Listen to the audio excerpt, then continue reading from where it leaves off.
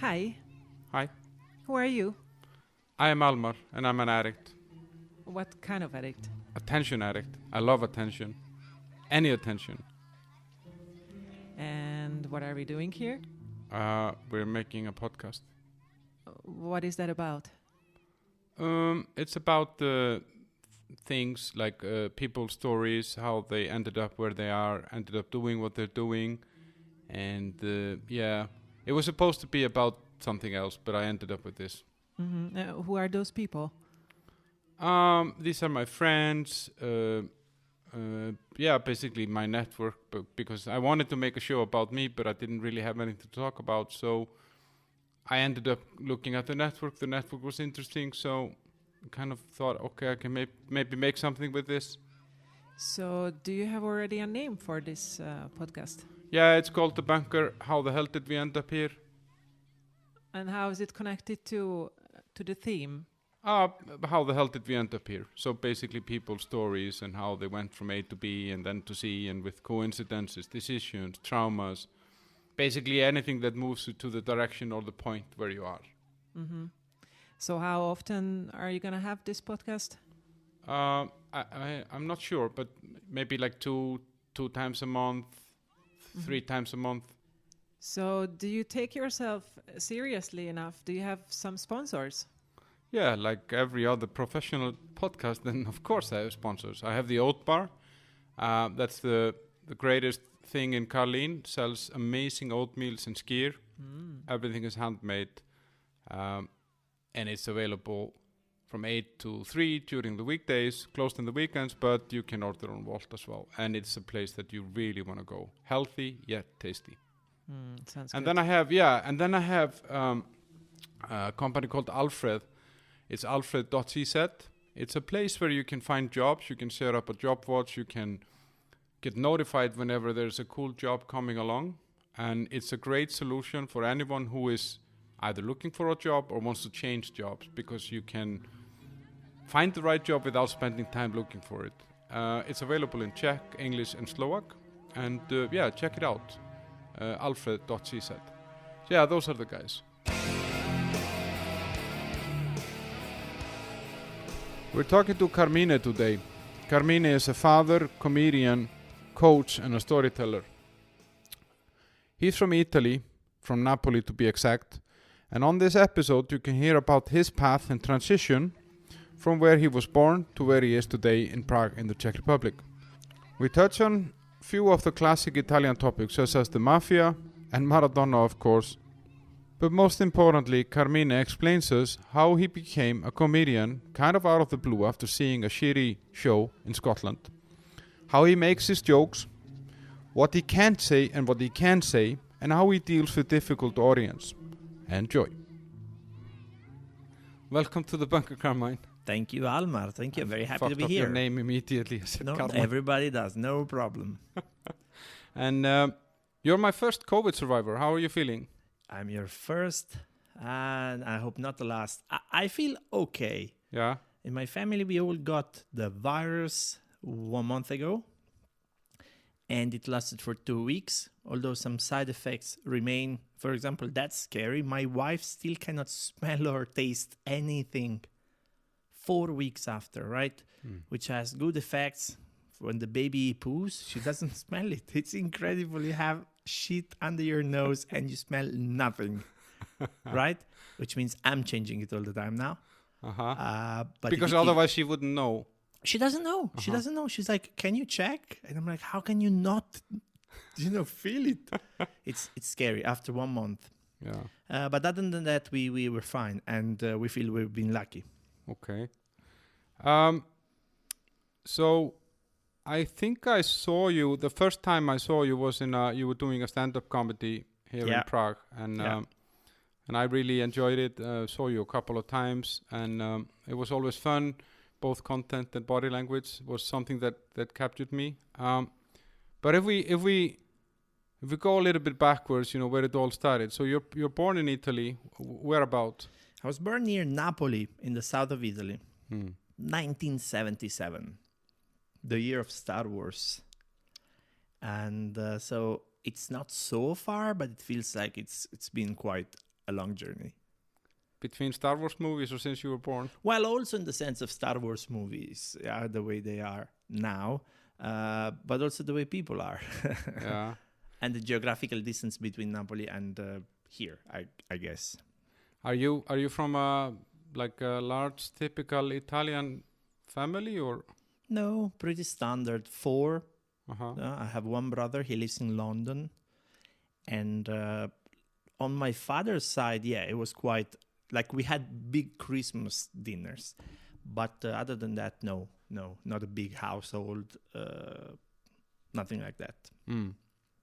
But for us, from the outside or for the untrained eye, let's say, then Napoli is pizza, mafia, and Maradona.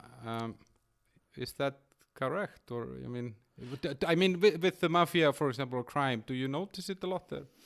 So things are different now, and they always change. I can relate to the years when I was there, so 70s, 80s, 90s, and you always have organized crime. It's not even mafia. Mafia is in Sicily. The name in Napoli is Camorra, but it's more like gangs fighting each other. So you cannot not see it because they shoot. Every week there will be violence in the streets, so much that it wouldn't even be in the news anymore, for example, right? It just becomes part of the norm. It's part of your life. And so, but I guess there are many places like that, right? In Brazil, in South Africa, in the US, just in Thailand. You just grow up and it's part of your life. You know that if you're looking for trouble, you will find trouble. If you go into the wrong neighborhood, you are in trouble. And there are things you shouldn't be doing. Other than that, I also want to say, it's a normal place and people grow up, and I had normal friends. We had normal hobbies and happy family. So, there is that and that. We definitely had pizza a lot. We definitely had Maradona back then a lot. The gangs are in the background. And how, did you ever come close to that, like this organized crime? Like, was that like, I don't know, did your family or you ever affected by it? Oh, in fact, yes. Yeah, because my family from my mother's side, they have a pastry shop. Uh-huh. And one guy was shot. One member of my family was actually shot like you would see in the movies, right? This big motorcycle comes by and then the guy shoots in your chest. And it's just a miracle he didn't die.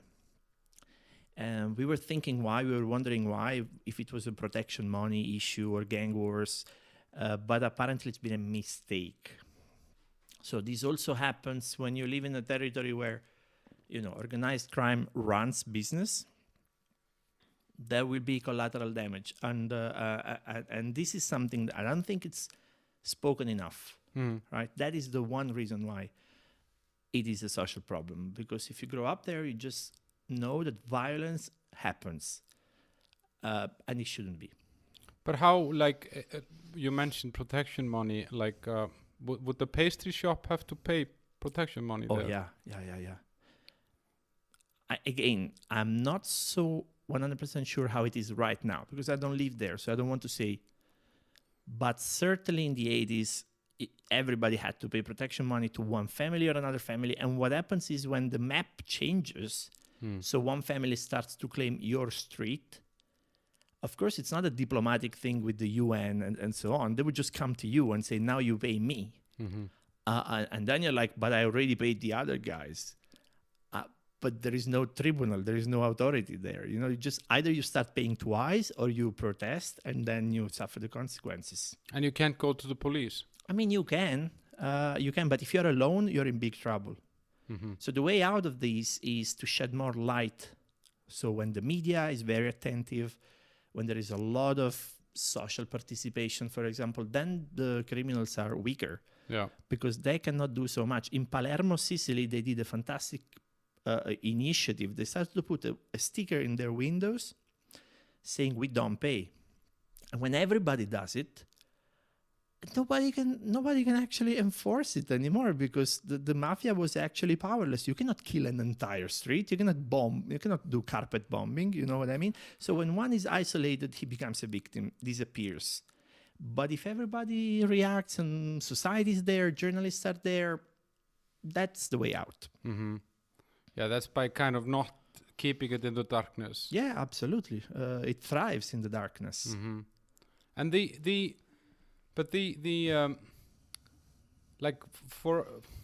I mean, if we take like culture, especially maybe American culture and movies, then like mafia bosses and mafia life has somehow been glorified, and there have been both movies and TV. I mean, The Godfather and all that stuff, and then a lot of other movies.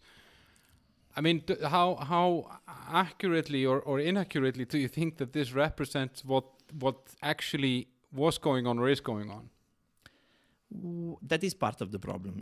Probably I write about it. I use it a lot in my comedy, but also in my education work. So let's take The Godfather or Scarface, super popular movies. Part of it is true, because these people live like kings. They have these huge castles. They have all the cars they want, all the women they want, all the cocaine they want. But what you don't see in the movies is that their life is very often miserable, and they die young, and they die afflicted by so many addictions. Al Capone was a terminal cocaine addict by the age of 30. He couldn't even retain poop anymore. He was just destroyed already by the age of 30 due to cocaine. So this you don't see. You don't see how miserable life is really when you just embrace a life like that, and then you can die anytime. That somebody can come and just kill you, or the police will come. So it's a life always on fear, always hiding.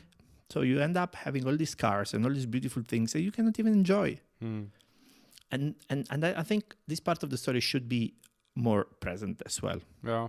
Other than that, I have no problem with movies or games glorifying it, because I think there is a fascination in the dark side, and this Lucifer side. Everybody has one moment or another moment thought, what if I was? So there is no problem in taking that fantasy and bringing it out to life, which is what storytelling should do, right? Yeah.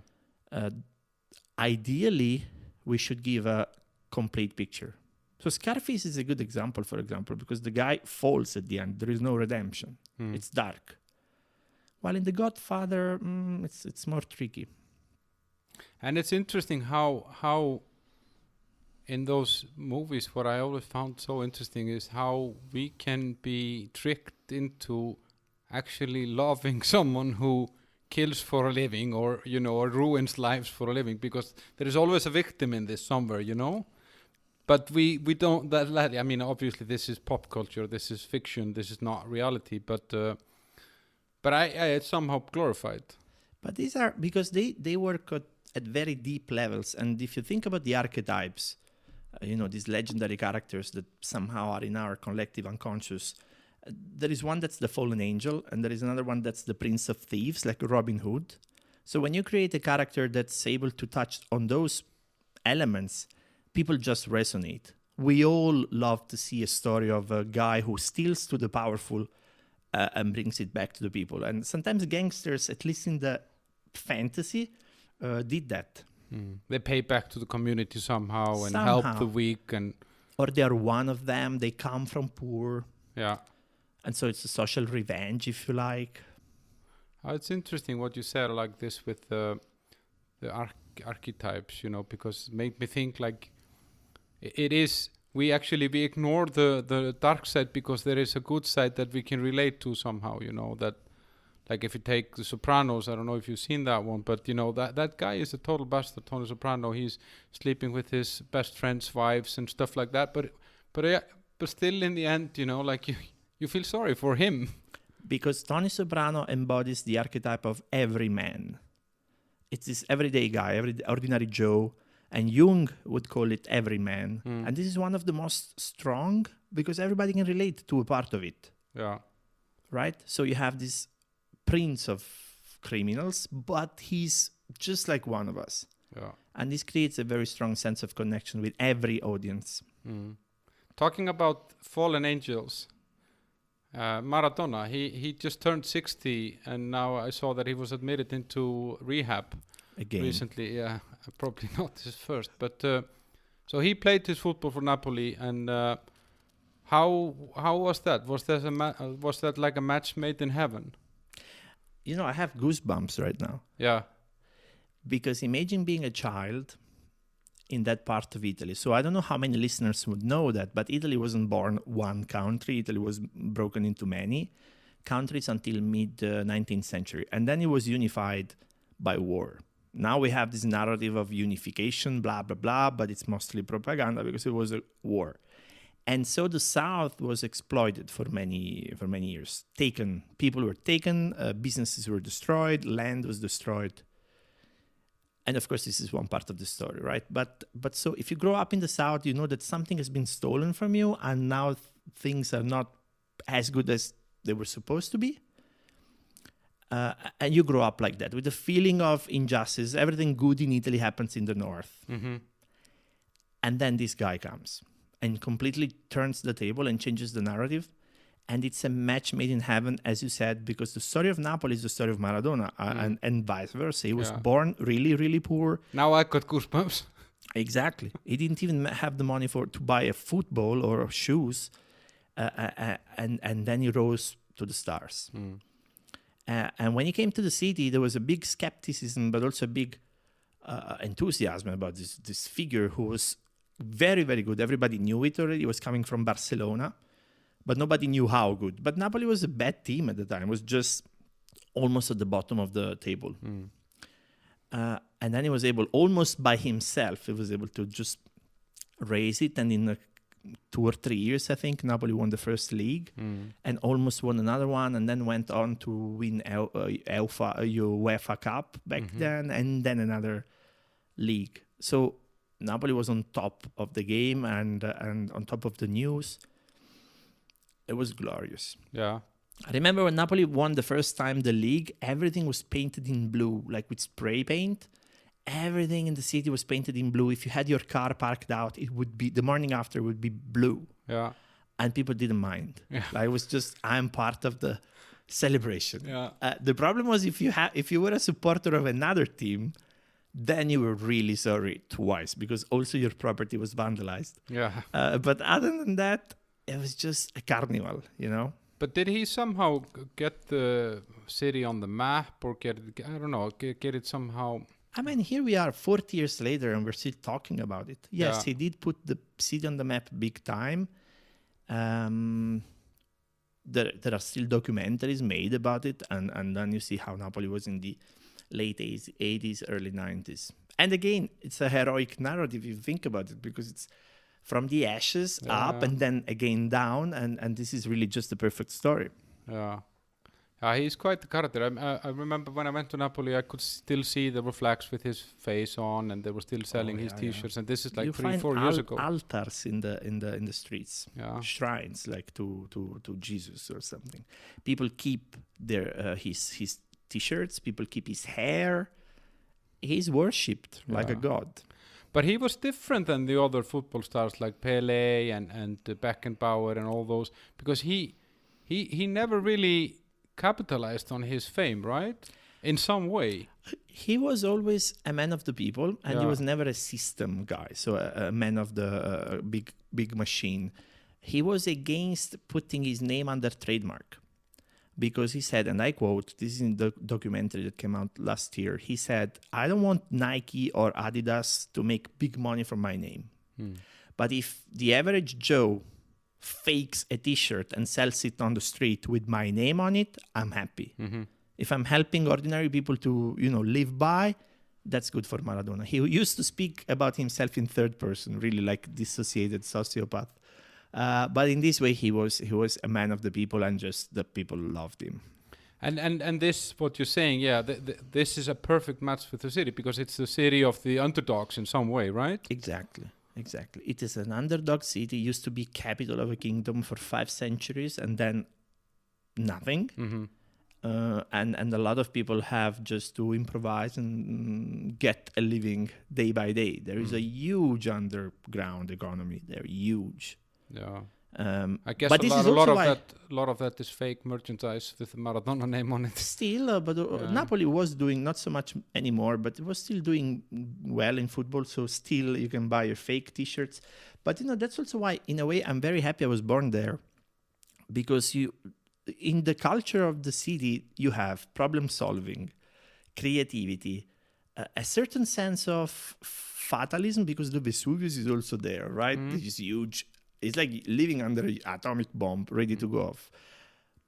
So in a way, it's in my family's culture that if I have a good day, you have to enjoy a good day right now, because you don't know what's going to happen. And this is all really part of our upbringing. And I think creativity and art as well, everybody has music somehow in their culture.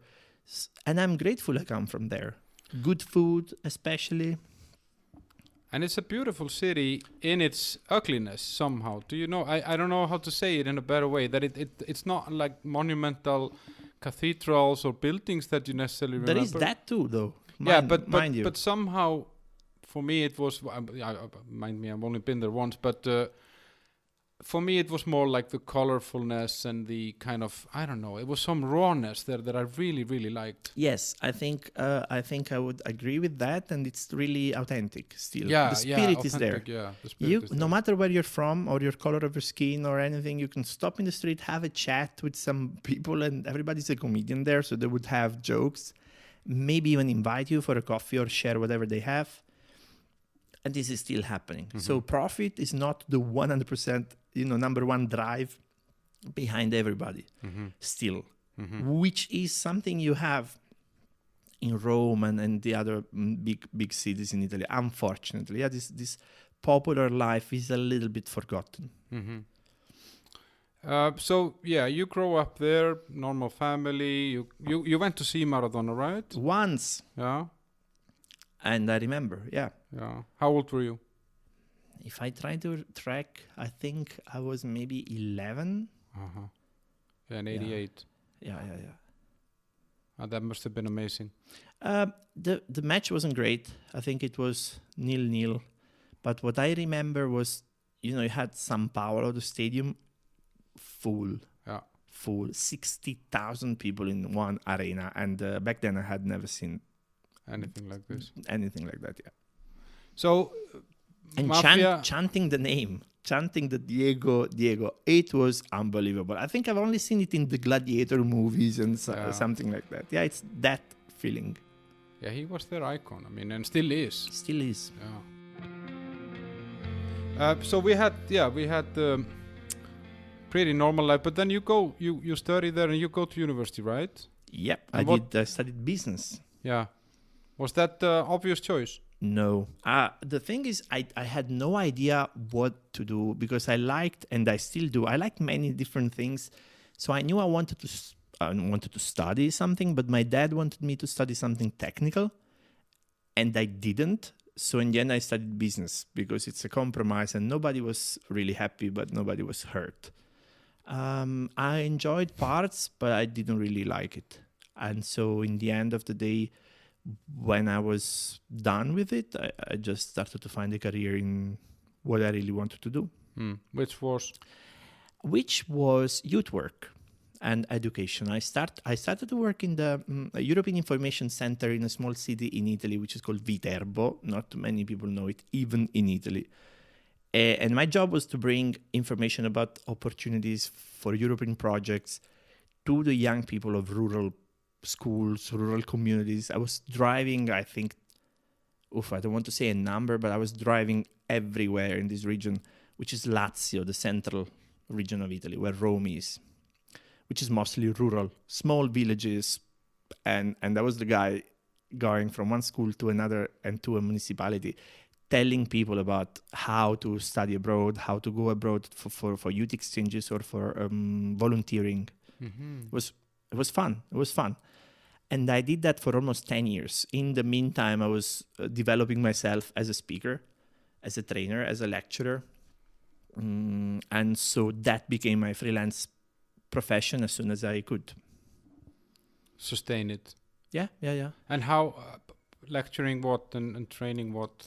Well, again, for example, history and politics of the European Union. So we had these hardcore subjects, but also intercultural learning, how different people from different countries deal with things, how to live together, how to solve problems. Creativity became a topic, how to develop solutions, how to find creative solutions to problems. how to be together when we are different and we want to find a solution to a common problem that we have. And is that what you would call storytelling, or is that comes later, or how is that? That has always been, because when later I started to create for myself a profile as a professional, okay, so I'm here and I'm able to train people. I'm able to create learning experiences. But what should be my trademark? You know, some people do outdoors education, some people do theater. What should be my trademark? And then I looked in my background, and that it was storytelling. For all my life, I've been a big fan of stories, from cinema to books to comics to video games, you name it. And so all these stories that I was somehow absorbing were there, and they became my biggest resource when I needed it. So what I do now, I use storytelling and story crafting to help people and organizations to develop their communication or their potential. Sounds cool. Yeah, I'm very confused. So are my parents. Could you take like a concrete example of one case? Yeah, say you want to become a little bit better and more effective in crafting your speech.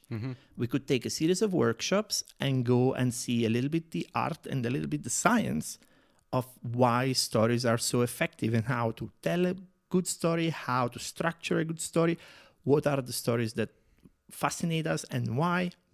And in the end, we see what we learned. Public speaking is one part of it, but only one part of it. I also have people who are writers, or maybe they do photography, and they just want to understand a little bit better why stories are so powerful.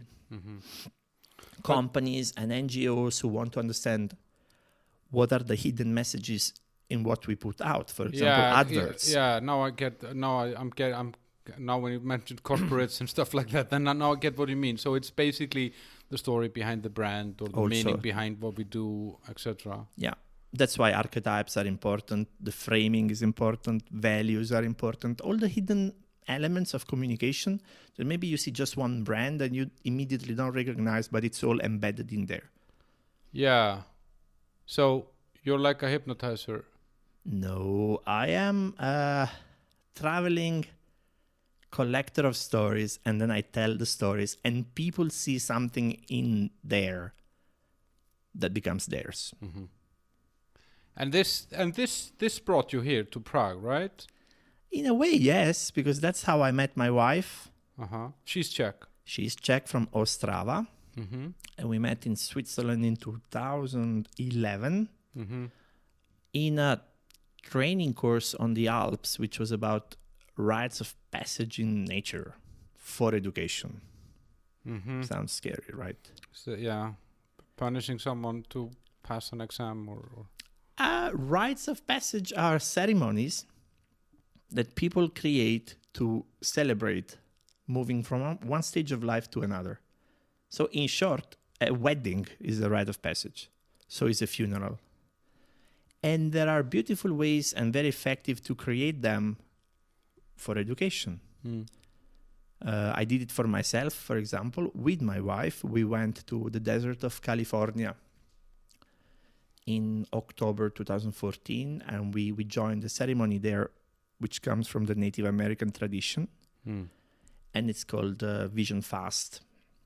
And it's 4 days and 4 nights out in the desert alone, fasting only with water, alone, reflecting on your life and asking yourself the right questions because you have a lot of time, and giving yourself time for the answers to explore. But what's the point of the fasting part? It's very fascinating what happens when you're fasting. After the first 24 hours, the mind enters a different state, becomes sharper. Your dreams become more vivid, so you have a lot of wisdom and a lot of insight even coming from your dreams somehow, so you have to be more receptive to that. More clarity. Also, after the first 24 hours, at least for me, I don't feel the hunger anymore. If you think about it, there is a lot of energy that goes every single day around food. Shopping, preparing, cooking, and then disposing of, and then cleaning, and then going to bathroom, and it's all gone. So also simply your process is open, free. So that's also part of fasting. I did it before, and right now I'm doing intermittent fasting, if you know what it is. Yeah. 16 hours per day, and no problem. It actually gives me more energy and more clarity. Yeah, I've tried that, and I feel that the energy levels is more stable somehow, and everything is more regulated. Yeah.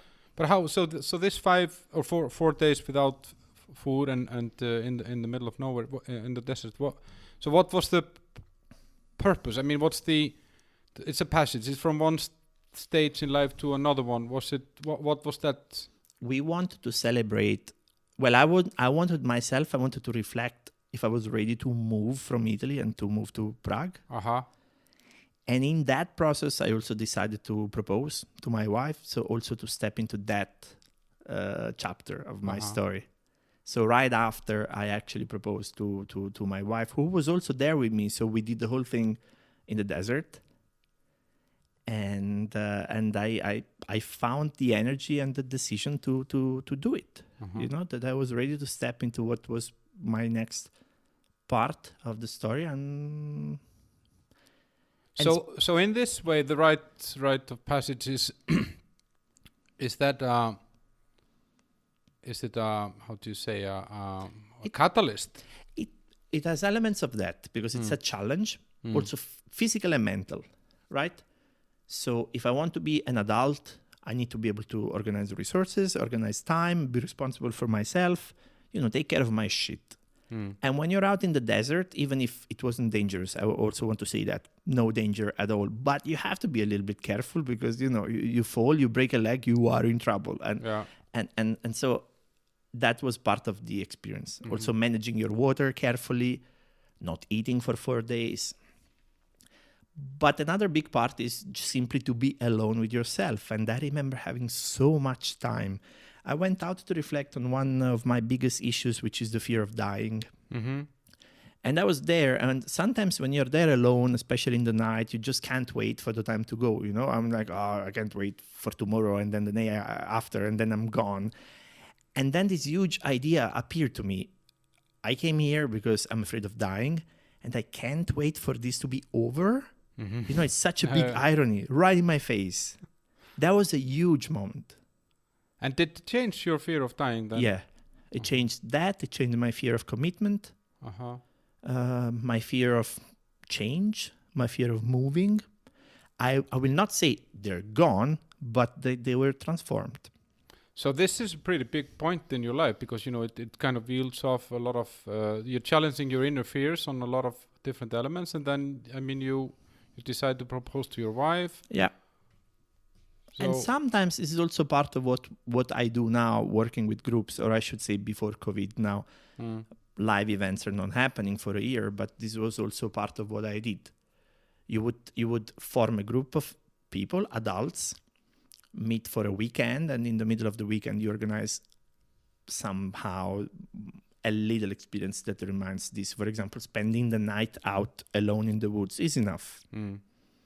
Yeah, it takes people out of the comfort zone and gives them time to think. And it's nothing new. Yeah, the Scouts do it, for example. It's really nothing. Yeah, new. And we see it in tribalism. And, it's and I mean, actually, a school graduation is a rite of passage in a way. I mean, yes.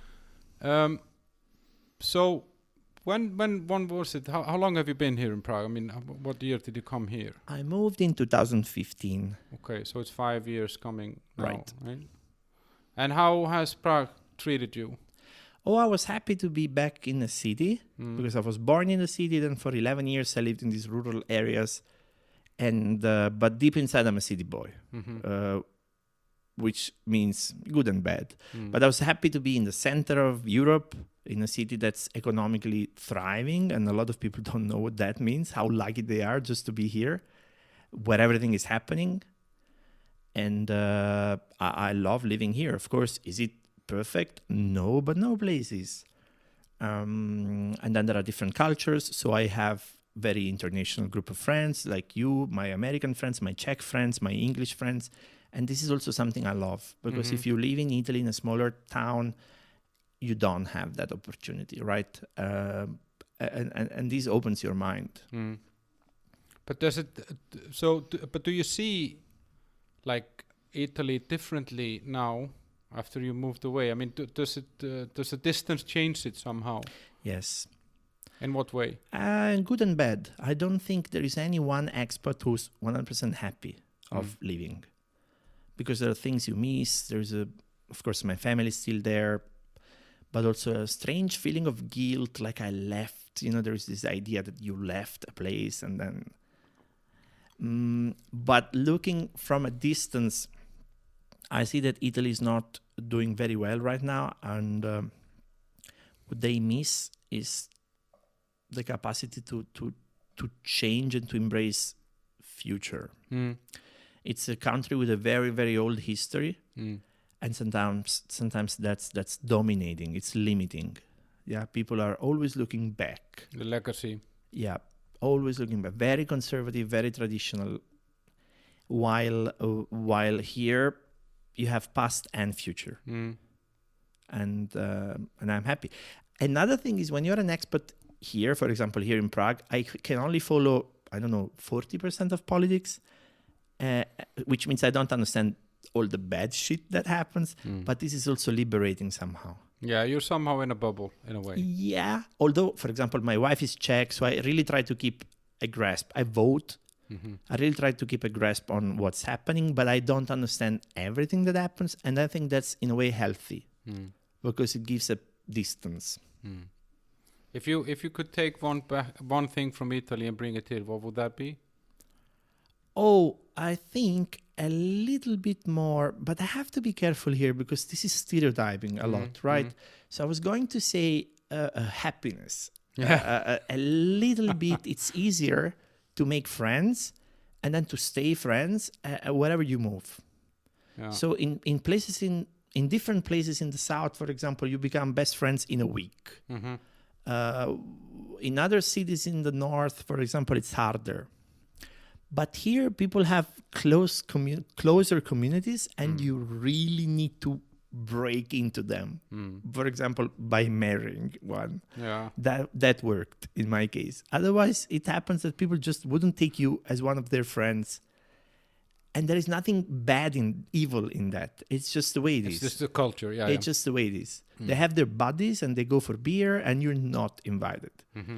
And so sometimes I miss that. Like, come on, guys, loosen up a little bit. But that, and maybe the seaside. I was on the phone with my dad the other day, and it's 25 degrees in Napoli, and here it's 3, so it's a little bit harder to compare.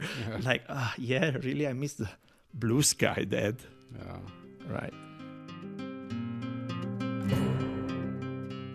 So, 5 years here, and then when I found you, you were a stand-up comedian. Right. How did that come around? Oh, that's another story. I was in Scotland for so work. that starts after you come to Prague, right? Yes, I started here as a comedian. Well, again, I was already into public speaking for like 12 years. And of course, it's all about the hours and the exposure and the practice and working with different groups, also very hard, very challenging groups. Imagine rural high school in Italy, so the crowd work. So all that stuff is inside. But then as a stand-up comedian, I never really considered myself one until I was in Scotland for a training course. And in that time, there was the Fringe Festival in Edinburgh, which is this huge, probably the biggest in the world. All the August, it's all live performance, and all the city of Edinburgh is crazy with live arts. Is it like the circus is in town and a lot of different things, right? Yeah, all the arts, music all the performance, musical, yeah. theater, improv, comedy, you name it. So we were there, and this friend of mine, who's also a tutor for me, a mentor for me, she took me to a couple of shows, and we went to see a comedian. I will not say the name because I don't think it's cool. But I found the performance so bad that I thought, oh, so this is stand-up comedy? So if I work on my material and polish my act a little bit, I can also do that. For the first time, it was relatable to me, because otherwise I would only see the big names, on TV, and they look impossible because it's so perfect. Because of course you see these guys who have 35 years of experience, or all the Netflix directors and editing behind them. Yeah, exactly. And the room full of people who will laugh at your jokes completely on your side. So that's impossible. But when you see it live on stage in a second-rate club, then it becomes relatable. And this is what happened to me. So I came back to Prague and I started to write down my little jokes. And I found open mic events here, and I was brave enough to say yes. They took me on stage. I did my 5 minutes. It wasn't terrible. And since then, now I would be starting the 4th year of doing it. Also, semi-professionally. It became part of my training work, because it's good for everybody to learn how to master your humor and to be loose on stage in front of a stranger crowd. And I organize gigs also for corporations sometimes, or NGOs, charities, universities, and that's fun. But with like the comedy and the humor, like so you let's say, I mean, what is funny in Italy might not be funny here, and the other way around. I mean, there's a difference between countries, cultures, and stuff like that. How do you, is it helpful to be an Italian in Prague in that sense, that you can make fun of being Italian, or? It's a great help. Yeah. One thing is, because in order to find humor in things, an outsider point of view helps a lot.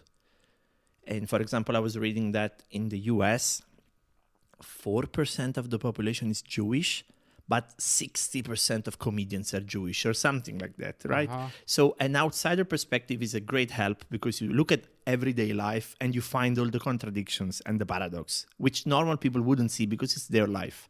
So that really helps. Plus, I can bring the Italian card. In that sense, it's lucky, because everybody thinks that they know Italy. And so if I make a joke about mafia or pizza, it helps to break the ice. And of course, in my comedy, I try to bring the complexity. Even I joke about mafia, but I try to, and I don't always manage, but I try to show how it's a tricky topic. And not only about, the cool gangster and people dead in your fridge, or how it really affects people, for example, living there. And also it helps because you work with international crowds. I do comedy in English here in Prague. So, of course, every audience that we have is international. We have Czech people, we have Slovaks, but we also have Americans, Asians, Indians. And so we somehow use comedy as a language to communicate. It's clear that not everything goes to everybody, but that's part of the game. And you also learn as a performer that you want to at least reach most of the people most of the time. And if you manage to do that, you have a good show. You're funny.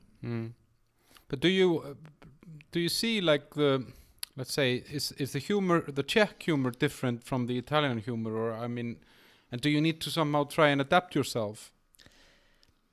So I don't think I have to adapt the Czech humor, because my audience wouldn't be majority Czech. But if it would be? Yeah, you'd have to, because you have to make people laugh. And so it's not about you. I think there are different opinions, right? But my idea is, I'm here to make you laugh. So I need to find out what's your trigger. It happened to me once. I was invited to a corporate show. And so I had my 25 minutes of material, most international material, but I didn't know that the audience was all from Central America. Not America, Central America. Honduras, Panama, Nicaragua. And so I had nothing for those guys. Like, you know what I mean? I entered the room, I look at them, and I'm like, you guys will not even understand one joke. And in fact, the only thing I managed to get a few laughs on married life, because that is material, having a child, having a wife, that more or less relates everywhere. more or less. Yeah. But Italian references, European references, zero. You know, and so knowing your audience works, but also you have something. You need to have something to say that people will understand. Those people will understand. Yeah. That's and if you would say the same, like, so the stuff that you do here in Prague, when you do stand up in Prague, could you go back home to Italy and to say the same stuff in Italian? I have done a couple of shows in Italy. Not everything goes. So if I go to Italy and I say why Palmovka is a dodgy place, yeah, it wouldn't work. The room would be complete. Yeah. But I could use Prague, and I could use being an Italian abroad, because then there is that experience, and half of the Italians have been abroad, or they have somebody in the family who lives abroad. So that is relatable. So it's also about finding the right angle. Sometimes the same story can work in different contexts if you just turn it around a little bit. So, what about the nervousness on stage? I mean, do you get this stage fright or always? Yeah. And even now, look, I started in 2001 as a professional speaker, so it's almost 20 years. And the answer is yes. Yes, yes, yes. Even if it's like 15 people, even if it's 8 people on a Wednesday afternoon, yes, always. And how do you deal with it? So one thing that really helps is practice. So when I'm self-confident, because I have rehearsed my stuff well enough, and I tried it already 2 or 3 times or 20 times, so I know what works. That helps, because you go on stage and you may miss one joke, but the next one will hit, and somehow you're confident. I also have to say 1 drink or 2 help. Yeah, to loosen you up a little bit. Me and the audience. Yeah. It is part. Some comedians say, no, I only perform dry because that's a true performer. I'm like, yeah, but I had a hard day changing nappies, so thank you. I need a drink.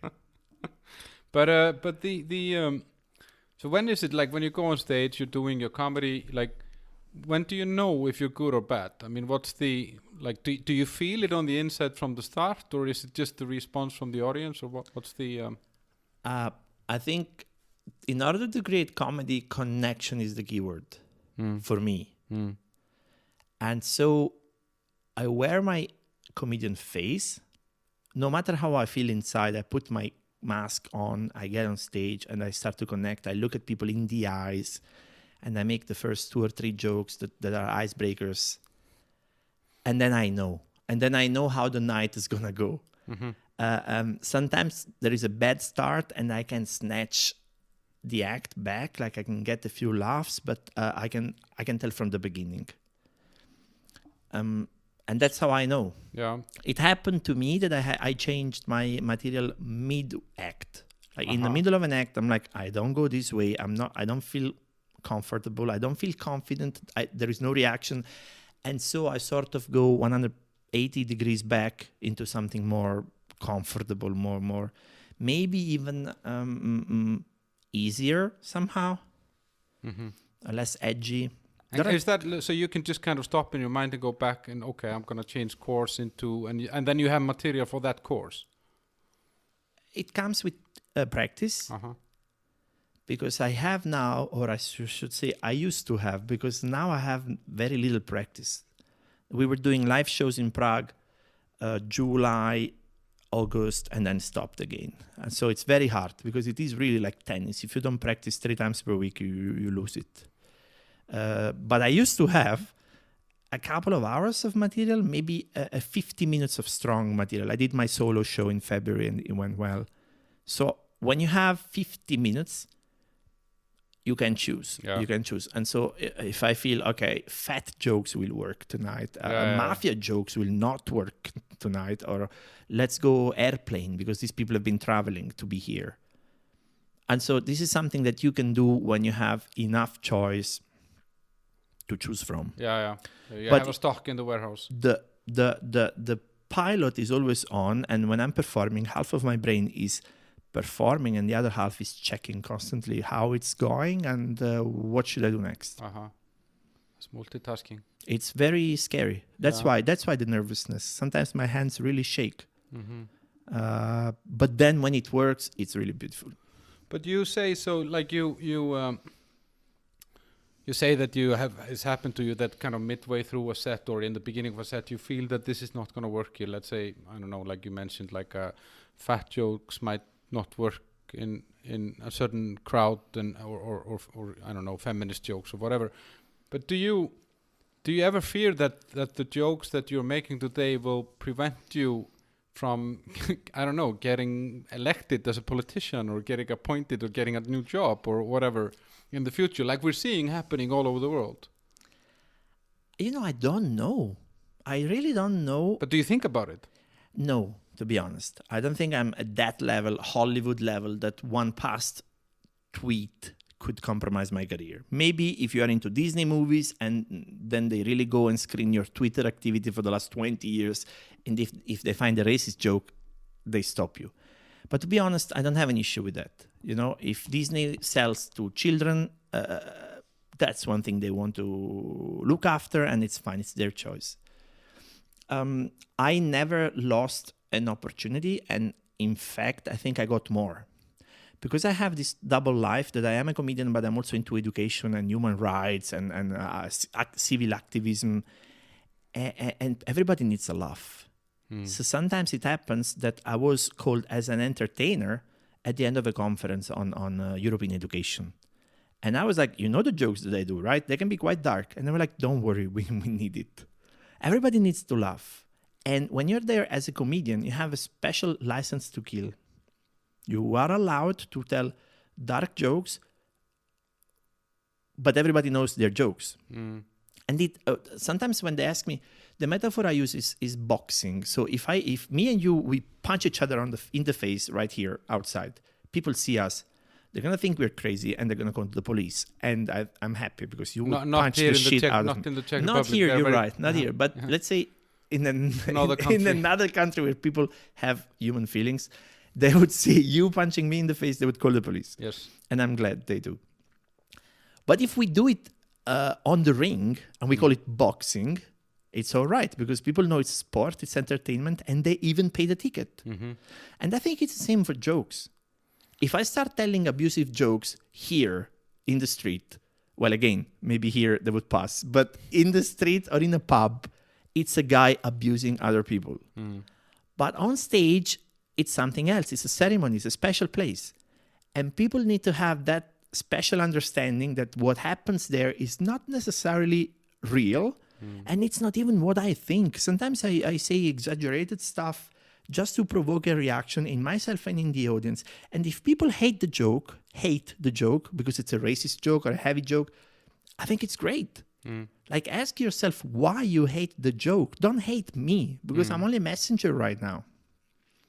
At least this is my process, and not always people understand it, but it's fine. I get I get what you're describing, and I think the comparing it to boxing or any kind of thing like that is very kind of transparent. But on the other hand, what we're seeing is the opposite. We're actually seeing that a large group of people seems to be getting offended on behalf of other people or on behalf of groups of people or topics or whatever. Yes. Plus, we seem to be trying to erase large parts of history and people from history because of their opinions that we are viewing with today's glasses on, I don't know, something that happened 30 years ago or 50 years ago. And we're punishing them if we can. Let me see what I think about that. So it's a very complicated, complex topic. I think one thing is to go back to history and see celebrated heroes like Julius Caesar or Christopher Columbus, and also say, but we are worshipping these guys, but they were mass murderers. So why is Stalin hated and Julius Caesar and Napoleon are revered as heroes? So I think in that sense it's great because everybody can just get a more complex view on history. And there's nothing wrong in that. Destroying the work of an artist or an intellectual because we look it outside of the context, I think it's more problematic. I would never destroy or cancel or censor, but then it's important to get the context. And the problem is in school or education, we don't always do that. You just, you know that guy is famous, but you don't even know why. You don't know the historical period in which they lived. So it's complicated. I know, back to the original point, I know there are a lot of people angry all the time because we live in complicated times. And everybody wants to be right. Everybody wants to be right, and everybody wants to suppress and destroy the other guys. I think the only healthy way out is to eliminate the other guy, the notion of the other guys. We are in this together. COVID is a good example. There is no yes, no. There is no healthy, unhealthy. We are a community. We are an ecosystem in a way. What I do affects you. What you do affects me. And whenever a hard choice is taken, everybody has consequences. Everybody. We see it every day in politics, etc. And I think comedy for me was a big teacher, because I learned that nobody is incredibly special. Nobody is above the others. We are all equally not so important. So I joke about myself. I joke about my body shape, but I also joke about you and your body shape and the next guy and the next lady and the next unspecified person. And there is one for everybody. As long as I try to keep that balance, that we are all in the same boat and we are all here to have fun because life is scary sometimes, then I think it can even be healthy. But I think, like what you said now, you said that you make fun of yourself. There's you know, and I've seen that, and I actually it's one of the things that I really appreciate about your content is that, you know, you're actually making a lot of fun of yourself. And in some way, I thought about it when I saw it. I like, okay, he's kind of disarming the critics, because, you know, you kind of saying, well, I'm on the same boat like you, and I'm gonna make fun of you later. I mean, is this a tool that you think that comedians use in general to kind of, how do you say, filter the crowd so that they can get away with more? In a workshop, I would say yes, it's a tool. And for some people it's science, and for some people it's just instinct or an art. But in the end, it's effective, it works. Because first of all, when you are on stage, comedy sometimes is about power, right? You are on stage and you're the one guy with a microphone. So to disarm yourself, sometimes it's the first thing to do. You take that power away from you, which also creates connection. So we go back to what I said before. Some people don't do it. I see, especially on young male performers, they go on stage, they're all cocky, and they start with this attitude, I'm telling you the truth. Boom, boom, boom. And sometimes they're funny, but they don't connect to everybody, because a lot of people are not ready to hear the truth from a 20 years old there on stage. You know, who are you to teach me about life? But if I'm there and I bring this attitude, I've been through a lot of shit, guys. And this is what happened to me. And this is me now. And now let's talk. Yeah. And this is different. And I think I can bring more people on board. Men, women, young, old. And in the end of the day, I want to have most of the people laugh most of the time. But I think I kind of agree with what you're saying, is that I think that the older and more experienced comedian is, and the more that he kind of is willing to make fun of himself, then his material somewhat becomes more acceptable, even though it could be unacceptable presented by somebody else. A teacher once told me, imagine you're playing Monopoly money, fake cash. When you please the audience or you make a joke on yourself, you earn cash. And then you can spend that cash by making a mistake or by insulting others, you know? So it's all a balance. Debit and credit. But at some point, if you're out of credit, people are not going to follow you anymore. Yeah, exactly. And so I think that picture really helps.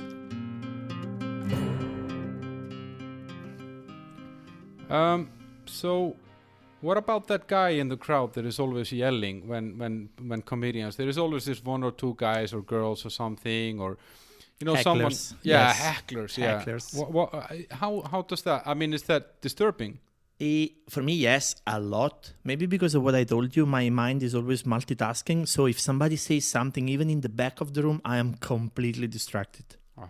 Sometimes when I'm lucky, I can interject to that. I can take that into the act and maybe have the right response at the right time. And that's the biggest laughter I'm gonna have that night. Some other time just pisses me off. And then maybe I say it. I say, hey man, do you want the microphone? Do you think this is so interesting? And it just stops the flow and everybody gets pissed. Maybe people will be on my side because, I mean, they're there for the show, right? Not for that guy. But anyway, it breaks the flow and it's just annoying. So in the end, nobody's really winning. But I've seen it. I mean, I've seen it in shows, so that it kind of some comedians can kind of take it into, as you're saying, they can, I don't know, incorporate it into their... Yeah, and that's the best when you're able to really work with what you have. And that's the difference why live comedy is so much more interesting when it happens in the live clubs than anything you can get on YouTube or Netflix. But you need to be fast. And also, I'm doing comedy in a language that's not my first language, so also that reaction speed is a little bit slower. And so it's a work in progress. It's a process, always learning, always growing. And how about this, the material? How do you create the material? I mean, what is it? Just everyday thing, or do you have to sit down and write it, or what's the process here? I sit down and write, and I found out they say you need 2 or 3 years to find your voice. So at the beginning, I'm embarrassed by the stuff I did at the beginning, like everybody probably is, and it's okay. At the beginning, one thinks they're so clever and they have all these universal messages and truth about politics and life and religion. But then I found out, the more I was going on stage, I found out what I really have unique is stuff from my everyday life. Because let's face it, everybody has jokes about politicians and Donald Trump and Babish and so everybody. So if I bring my political jokes on stage, even if they're very, very good, there's a chance somebody already told them, somebody already heard them. So who cares? You know, everybody was so tired about American politics. Even if you are on the Democrat or Republican, you just don't want to hear it anymore. Enough. When I bring my own life experience of being an Italian, being 43, having a child, another one on the way, Czech wife, living in Czech, this is unique and at the same time universal because everybody connects to one side or the other, you know? And that stuff really works. So in the end, I started to do more and more personal, relatable stuff. And it's not easier. It doesn't mean it's cheaper or easier. You can go and touch any topic, from racism to mafia, as I told you, addictions. You can, if you want, you can be very, very deep. But the starting point is my everyday life. And for me, I had to learn that. And do you think that this, what you said earlier, that 4% of Americans are Jewish, but 60% of the comedians, do you think that this, if you were back home in Italy, in your village, do you think you would have turned into becoming a stand-up comedian? Or would you have how much does the environment and the fact that you're here as a minority, you know, play? It does help. It does help. I found myself the only Italian in the English-speaking circuit. So people would remember me. In Italy, I would probably be the Napoli guy. So that also, you know, you bring whatever you have. Yeah. But to live in a big international city with a big English-speaking community, of course, helps a lot. And also, I developed my stand-up comedy in English. So that's my language for performance. And my models are English. So when I work in Italian, I'm translating back to Italian. And it's, as you said before, it's very different. In Italian, you need to use regional contact elements, dialects, or regional words, because that's how comedy works. I mean, the Italian comedy is super old. It goes back to ancient Rome. But it's something different from the Anglo-Saxon stand-up comedy that's American and blah, blah, blah, blah, blah. And this, becoming a stand-up comedian, does it kind of, are you expected to be funny all the time? I mean, do people, like, when they know who you are and what you do, is it like, you know, when you walk into the room, you're supposed to say a joke? I mean, is it like a... Sometimes, like a yes. Jukebox, or... Sometimes people expect that. Or you're a comedian, tell me a joke. And I'm like, look, it's really not how it works, because now whatever I say will not make you laugh, and then you think I'm a bad comedian. You want to see comedy, come to the clubs. So even now, we're doing this, which is more like a live interview about life, about everything. I'm not bringing my, hello, I'm a comedian, good evening. And so I'm not telling jokes. If something I say is accidentally funny, great. But it's really being a comedian is 20, maybe 18% of my mind, my life as well. And it's hard sometimes to be trapped into one role. It's true on the other side that immediately it piques people's interest. It's a little bit like saying, I don't know, I play the guitar and then you are everybody's focus of the attention because they want your music. But I think deep inside is because speaking in public, it's such a scary thing that when you say you do it as a habit, people respect that. The craziness, maybe, just because you are the crazy joker that can do that. And what's the reward in it for you? I mean, like, is there like what is it that kind of gets you off? Because I know the comedy scene here in Prague a little bit. I mean, and I can tell that it's not $1 million a night, and not the sex as well. I'm gonna tell you, not for me at least. I don't know. Maybe some people are luckier. But what is it? Is the adrenaline? Is it the to be creative, or is it like is it the rewarding from being admired by the crowd? I mean, what's the reward? Well, there are many sides to it, and I think everybody does it for different reasons. For me, it is this. I was teaching creativity and expression, but I was lacking my outlet. And you need to preach what you teach at some point, and then I found it. I'm blogging, but blogging is more like a side activity. I'm not a writer. So my creative outlet became comedy. This is what I create, and I put it out there regularly, once or twice a week. It's tested by audience, so it's validated, right? So it gave credibility to everything else I do professionally. This is one aspect. If you teach music but you never play, are you a good musician at the end? This is one thing. And another thing is to receive the validation of a room. There is really no feeling in the world for me as making an entire room laugh at your joke. Because it's just you, your personality, and your wit crafting words in a certain way that takes the entire room where you want them to be. And this is incredibly empowering, so much so it could be even, can get to somebody's head. And that's why I think comedy is good, because it brings you down all the time. You become powerful by bringing yourself down. And I think that's a healthy attitude. And one last thing is, it's also healing somehow, because our daughter was born almost 2 years ago, 1.5 years ago, and it was a lot of stress. And when I'm able to transform that, you earlier, you asked me, where do I find my material? Half of my brain is always thinking, oh my God, this is too crazy. This has to go to a show somewhere.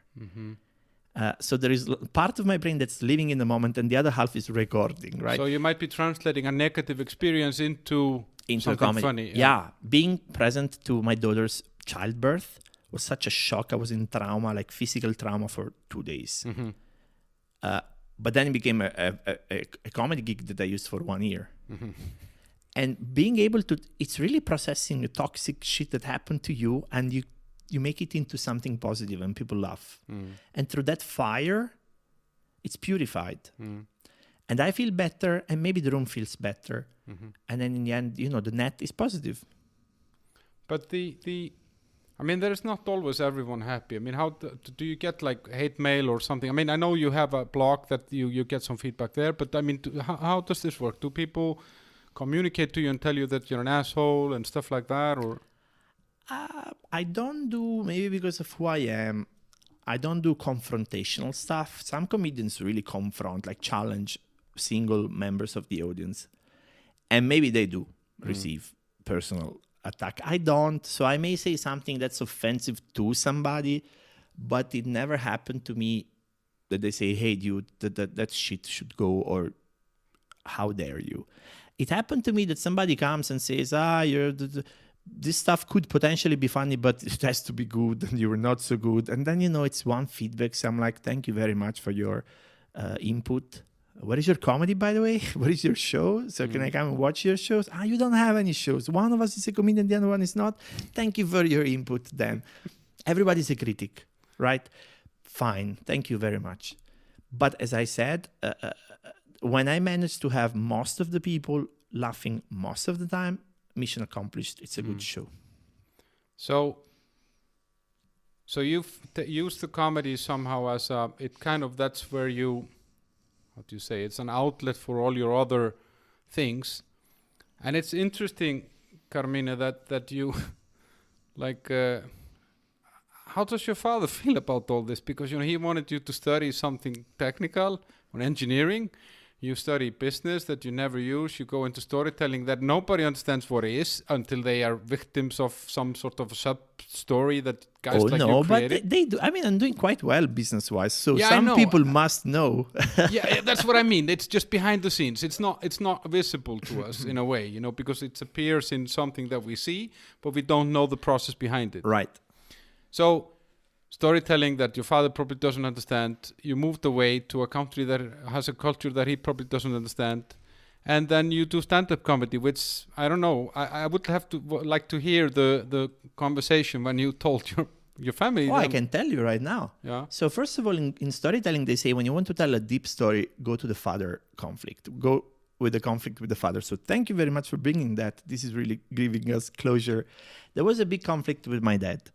We worked on it and we fixed it. And I have to say a big thank you to my father, who had the humility and the instinct to understand. And also thanks me, because I did my work and then I invited my dad to watch it. I'm already talking about my school and education work. So about 10 years ago now. He finally saw what I do with a group of students, with a class, and he understood the value and he said, you're good at what you do. So we really had this closure moment, almost like in movies, with tears and angels singing. Years later, he also came to my shows here in Prague. And he told me he understands English, but he understands laughter. And so he said, you're good. So that part is done. I'm happy we have now, we had conflicts in the past, right?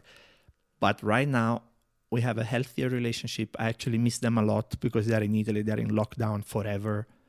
They're not seeing the grandchildren. And that's a pity. But I'm happy we found a healthier relationship. And also, once I became a father, something else changed. Because when I became a parent, I shifted. I am one of them now. And this is really something super powerful. You went over to the dark side? It is darker in ways because you have worries you would never have otherwise. Yeah. So sometimes we do understand each other without speaking. And this is a new understanding I simply didn't have before. That's really interesting. I mean, it's a good way to actually, because I guess a lot of people are somehow challenged with the relationship to the parents, in being that the parents don't really understand the choices that we make. Because also the generation differences of life, our age, 40 plus, versus completely different. It's a completely different life. So the choices we have made are totally unrelatable to our parents. Back then it was study, get a degree, find a job, you're sorted. Yeah, exactly. And our generation was the first one to learn it was not going to work that way. Exactly. Right? Your blog is mid-age warrior, midlife warrior. I'm midlife crisis warrior. So we learn as we go. Yeah. But it's also, I'm here to say it's also possible to fix it and heal it in a semi-positive way. One thing I didn't mention, I'm also studying as a psychotherapist. So right now I'm starting my 3rd year, although again, COVID is posing everything. But going into my own psychotherapy and studying as a therapist is also bringing a huge dimension to that because, so to speak, I opened my closet and I had to face some things and clean some stuff, air out, and then fix a little bit of my relationships with other relevant people. Not everything all the time, but a little here, a little there. And it's a constant work. Yeah. But I was actually going to ask you what's next. So you're studying psychotherapy, and do you see yourself leaving the storytelling, leaving the comedy, and I don't know, become a therapist? Or or is that just going to be one more layer on what you have? Some people have their life all mapped out, and I envy those people. I want to be a doctor, and then 30 years later, you're a cardiologist, you're in a hospital, you're the primary head of department. Great. I was never that guy. It took me almost 40 years to realize that that's what I am. Maybe in the past I would have been a traveling monk or a bard, storyteller, chronicler, and that's who I am. Jack of all trades, master of none. So I keep adding another layer, and it's worked out for me. Maybe this is interesting for those who listen. I've been self-employed. No one listens to this. Nobody listens to this, especially after 2 hours. But if you are here, after 20 years of self-employment, somehow it works. Yeah.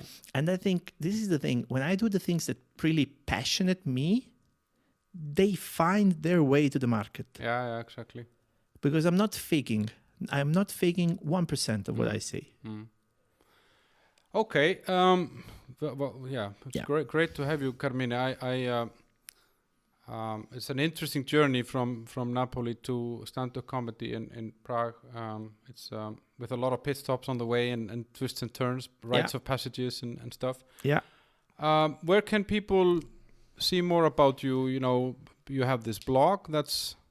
So, first of all, I hope people can see me in person, which is not so easy these days.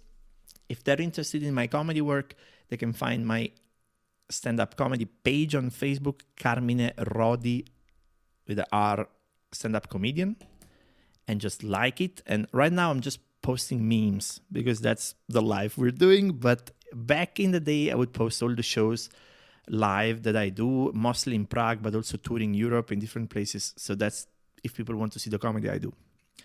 Other than that, my blog, which is Carmine Rodi, one word, carminerodi.blog, is where I write about storytelling used in education, but it's more my personal outlet. So sometimes I write about coronavirus, and some other time I write about a movie I love and video games and stuff. And my professional side is carminerodi.net, where I have a small portfolio of training programs that I do, and people may find ideas of what they could join personally or with the organization if they want to develop something with me, professional based. And when do you think that the comedy will go back on? 2-3 months? Who knows?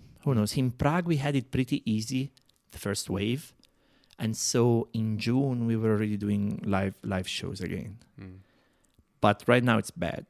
And I think maybe January, February, I hope.